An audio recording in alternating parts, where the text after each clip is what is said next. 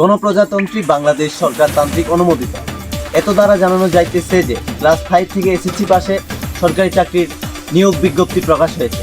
আপনারা যদি সরকারি চাকরি করতে ইচ্ছুক থাকেন তাহলে 999-এ কল করেন।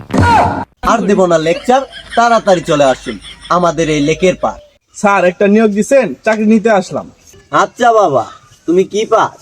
তোমার সার্টিফিকেটটা দেও। স্যার আমি খুব কষ্ট করে 5 পাস করছি, এই নেন আমার সার্টিফিকেট। আচ্ছা, এত কষ্ট করে যেহেতু 5 পাস করছো, তে লাইনে দাঁড়াও।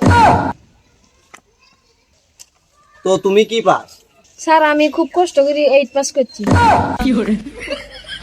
তো তুমি কি pass? SSC pass.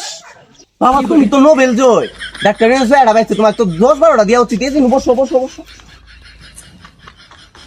NS Nasir please coming.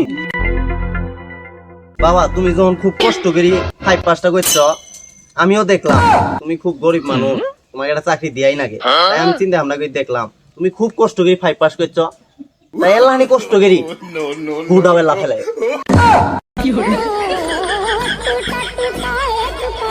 Please coming Ashikur Rahman Asif. আহা গো, তুমি তো নোবেল জয়, আমার তো এনে বইস্তার যোগ্যতাই নাই, তোমার চাকরি সবার আগে দিমু, চলো। স্যার আমাকে কই নিয়ে গেতেছে? আমি কি আপনার গাড়ি চালামু?